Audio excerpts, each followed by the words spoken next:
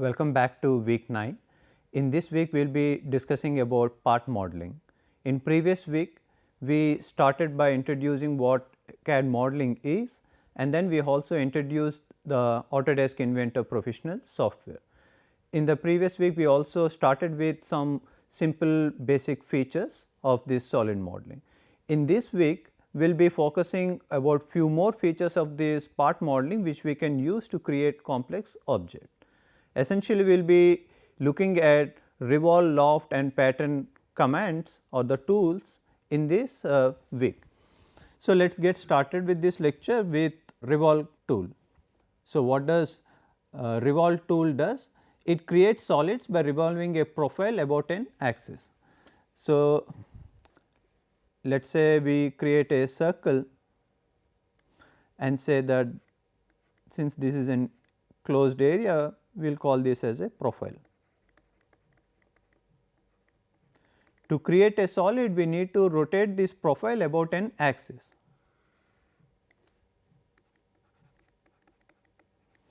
So, once we rotate this profile about an axis, we create a solid.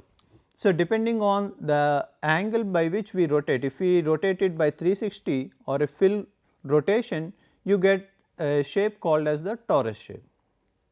We can also rotate it by a specified angle such that we only get a part of the complete solid.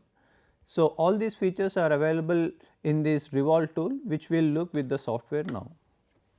Let us start and choose the standard IPT template. Let us do is start 2D sketch and select a plane. First let us create a profile. The simple thing is to create a circle with a center and a given radius, let us say of 8. So, let us fully constrain it by specifying what is the location from the origin. So, let us dimension it, center of the circle to the origin let us say is 15, and again the center of the origin to the center of the circle in the vertical dimension is let us say 10. So, now it is fully constrained, let us finish the sketch and then choose the revolve command. So, when we go to the revolve command, it automatically choose the profile. Now, what it is asking is the axis. So, since the axis is not here, we can go to the origin and choose which axis we want. We can either choose the x axis or the y axis. So, let me choose the y axis. The moment I choose this, it has created a solid. The default options it is taking are that the angle is 360, but now let us say we only want half of it. So, 180 degrees. So, as you can see, it has taken started from the profile in the left direction and rotated by 180 degree. Of course, I can change the angle to any other angle, let us say 90. But now let us say instead of going to the left, you want to rotate in the other direction. So, here we can flip the direction. So, as you can see, if I can toggle between any of these directions, or of course, we can go in both directions by equal amount or in both directions by different angles. So, in one direction it is 90 and the other direction it is 45, but let us stick to this single direction of 90 degrees. Okay. So, this is how we create a solid using the revolve command. So, in addition to creating solids, we can also create cavities. Now, let us look at how to do that. So, first we will create a sketch on this face here. Let us say we will now select a rectangle.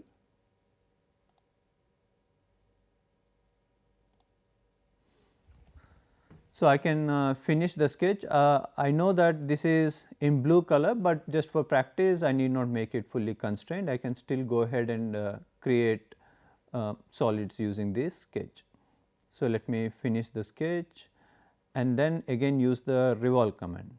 in this dialog box we see there are Boolean operation. By default it is selecting the join, but we can also ask it to do cut. So, once I select the cut, it is asking the axis about which I want to make the cut. So, we will again select the y axis. By default it has picked a direction and is doing a cut, but what you can do is we have two options here. It will either do a full cut, which means it is doing the 360-degree rotation, or you can select a 2 option where you can specify it to cut until it reaches a particular face. Now, let us pick the other face of it and ask it to do the cut. So, we see that it is confused because the direction is opposite. So, instead of making a cut by going from this face within the material, it is going out. So, now let us flip the direction. So, once I flip the direction, I already specified it should make a cut until it reaches the second face. So, now we can see it started from the phase 1 and made the cut all the way till the phase 2 using this revolve command. So, now let us click OK and finish the cut. So, now we see that we can use this revolve tool to both create as well as create objects, new objects or solids, as well as make cuts. Now, let us move into the second tool we will be discussing today, which is the loft. What does loft do? It creates transitional solid between two or more profiles. Let us say you have a profile of a circle and then at the top you have a profile of a square or a rectangle. Now, you can make a solid by connecting these two features. So, let us say it will connect something like this and make a solid. It will be much clearer once we move into the software. So, let us again start with a new template and start to create sketch. So, let us say we will first create a profile 1, which is simply a circle.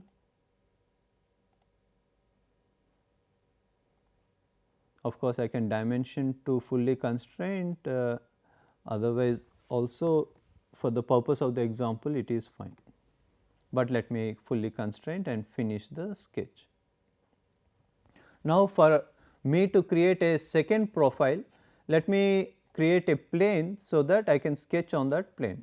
So, I will use the offset from plane command, and here since I initially created in the YZ plane, I will pick that YZ plane and then pick a distance of let us say 30. So, what I am doing? I am now creating a new plane which is at an offset of 30 mm.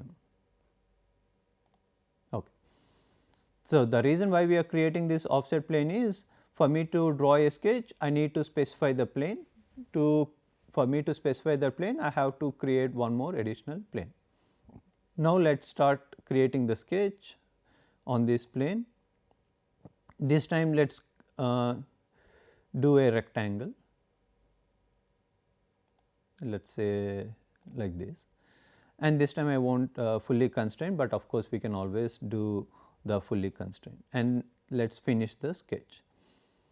Now, what we have done is we have created sketch 1, which is this circle, and sketch 2, which is this rectangle. Now, we can start using this loft command. So, once I go to this loft command, which is in the create panel, it first asks me to select the sketches. So, let me select sketch 1 and then sketch 2. So, now it is showing me a preview of the solid. It is creating the transitional solid between the profile 1 to profile 2. So, let us click OK and see how it looks like. So, now we can see that it has created a solid between the two profiles we have selected. So, we can use the same loft command not just for two profiles, but for multiple profiles. So, it can be 3 or more. So, quickly let us see if we create one more profile how things change. So, we will again create one more plane which is an offset to this second plane, and let us say the distance is something like 40. Now, let us create a sketch on this new plane, and this time maybe another polygon. So, currently it is saying a 6-sided polygon, which is fine with us. Okay. Done. Let us finish the sketch and see how this new profile sketch we have created. Okay. We will first delete the initial loft. So, right click and delete. It asks me whether to also delete the consumed sketches. I will uncheck it because we want to retain those sketches. And now, let us restart with the loft. So, when I select the loft tool, it asks to select the sketches. So, I will do sketch 1, sketch 2 and sketch 3. So, here is the solid which it is creating. So, if I click OK, now you can see. Let me turn the visibility of the planes to uncheck it, so that it will be even more clear. Okay. So, this is the solid we have created now using the loft command. I need to stress that when you select this loft command, it is very important that the sequence of this sketch 1, sketch 2 and sketch 3 is important. So, previously we started with sketch 1, sketch 2, sketch 3. Now, let us see what happens if we use a different sequence. So, let me delete this loft. I will retain the sketches. So, we will restart with the loft, and this time we will start with sketch 1, then let us say sketch 3 and lastly this intermediate sketch 2. If I select OK, you will see that the kind of solid it has created is very different. So, from the bottom sketch to the top sketch it created a solid, but from the top sketch to the intermediate sketch it created a cavity, because of to maintain the sequence we have enforced it to select. So, if this is exactly what you need, it is okay, but let us say if this is not what you want to do, but you want to select them in a proper sequence, then you can go to the loft command and then go to this edit feature and then drag this sketch tool up. So, the moment I drag it, it has corrected it by saying that the sequence is sketch 1, sketch 2 and then sketch 3. Okay. So, I think now we are clear about how to use the loft command. Now that we have got a good idea about the loft command, let us now move on into the pattern command. So, if you look at the ribbon, there is a pattern panel here. In the pattern panel, there are different options we can do patterning. What is patterning? Patterning is if you want to create the same copy of a feature multiple times, then instead of laboriously doing one at a time, let us say if it is 10 or 100 times, instead of doing it multiple times, we can use it, create them using this pattern command in one go. So, as you can see, there are multiple options. First is the rectangular pattern. It creates duplicate features or solids and arranges them in rows and columns. So, second is the circular pattern, where again it creates duplicate features, solids or bodies and arranges them on an arc or circular pattern. And lastly, we have this sketch pattern. We will discuss about this, where you can specify what is the location of each of these duplicate locations. So, now let us again start with a new template. So, I will create a basic feature. We will go to the start 2D sketch, select a sketch plane, and then let us say I will create a rectangle. I will start from the origin and let us say these dimensions are 100 by 100. Select all. Now, let me finish the sketch and extrude it for a height of 10. Okay. On the top feature, I will create, so again I will create few buttons. So, let me start with one button by going to 2D sketch, selecting the top face, and here let us say we will again take a circle, select a center and specify the radius to be let us say 8.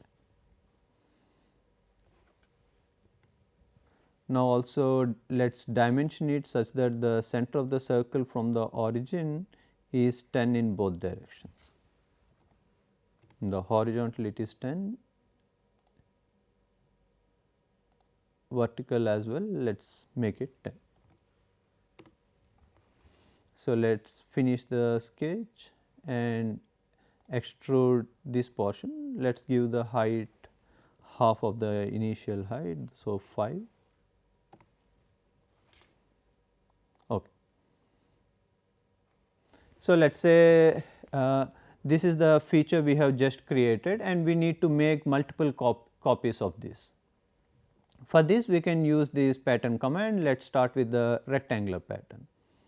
So, the moment I select it, by default it is asking me to select the feature. So, let us select this button we have just created, and now it is asking what are the directions 1 and direction 2. So, it is essentially asking you what is the direction of the rows and what is the direction of the columns. So, let us start with direction 1 and say it is, we can specify an edge for the direction.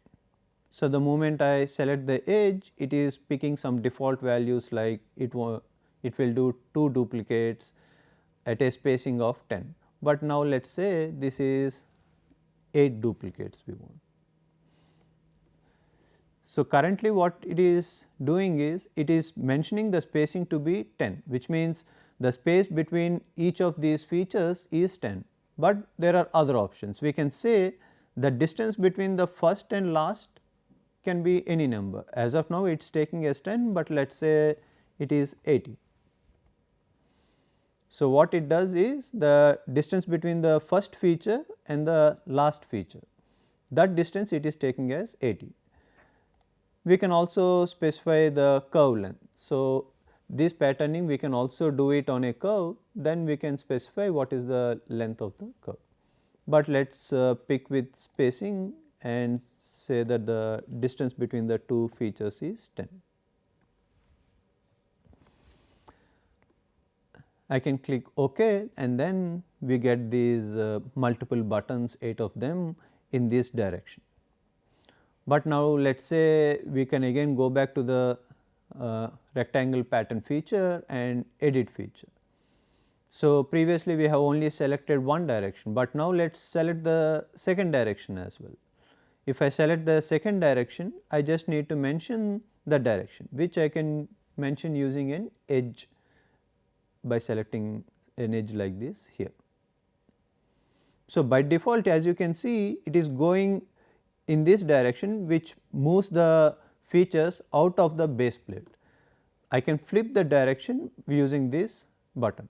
So, here I can flip the direction and then again I can specify the number of duplicates I need. Let us say it is 4. I can leave the spacing as 10 or maybe I can specify it as 20 and let us say OK.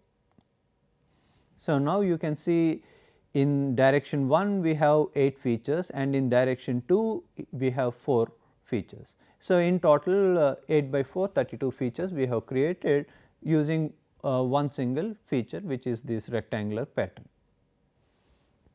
Now, let us look at how to use the second option, which is the circular pattern. For that, let me again create one more new template, and let us start to create a sketch by selecting any of these planes. I will start with a circle, center as the origin and the diameter as, let us say, 100.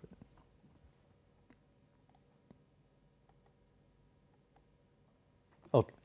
So, let us finish the sketch, extrude for a height of 10. Let us say this is the plate we have created. On this, let us create a feature which we will duplicate, this time using the circular pattern command. So, I will again use create 2D sketch on the top face. This time I will pick a rectangle, let us say, and have it like this. So, again I can specify the dimensions to completely constrain it, but for the purpose of the example we can let us go ahead without completely constraining. So, I will finish the sketch and then use the extrude feature with a height of 5.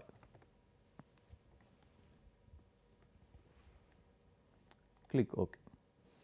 So, we have created one feature on top of this base plate, and now let us use this circular pattern to show what options we have when creating this circular pattern. So, once we click it, it asks you to select the feature. We will select this rectangular extrusion, and then let us it asks you to select the rotational axis.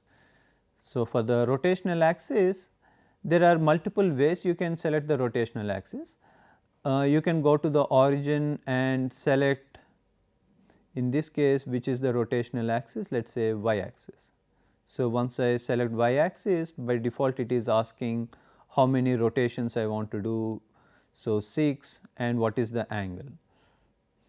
So, I can change from 6 to 4, and the angle let us say is 360 degree.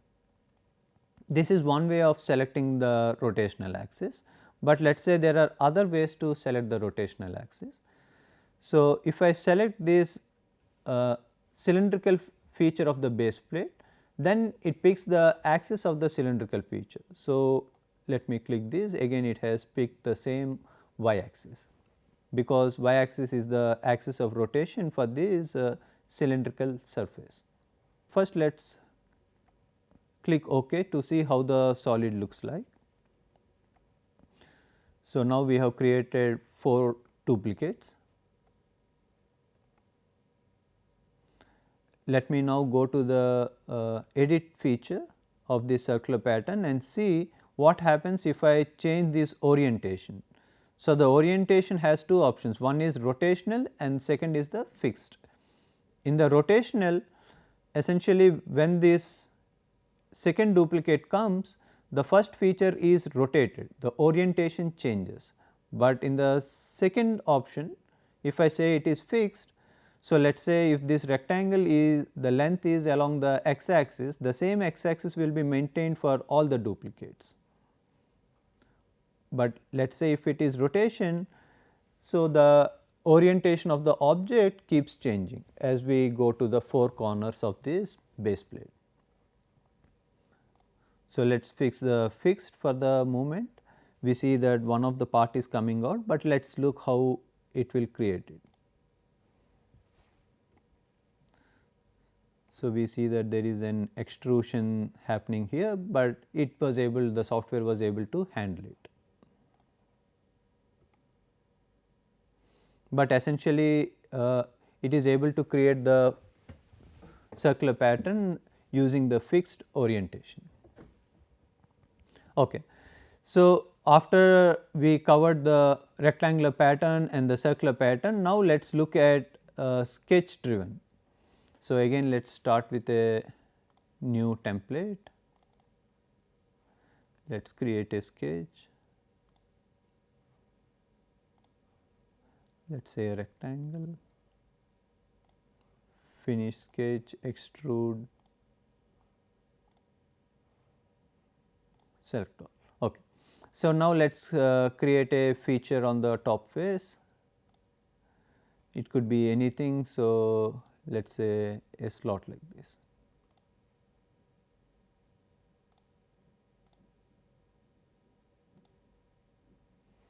So, let us say it is finish sketch and then extrude, I will select the Boolean operation cut. Okay. So, this is the feature 1 which we want to duplicate, but this time when we want to duplicate, let us say I want to use this sketch driven, which means the locations I have to specify it by control points. So, for that what I will do is first start a 2D sketch, let us say the top face, and on this top face I will create some points. So, let me select this point feature and randomly say I want one more slot here, here, here and here. So, let us say finish sketch. This time when we go to this sketch driven pattern, first it will ask us to select the feature. So, let us select this feature. I can also select the feature from this browser. So, this is the extrusion feature where we made the cut.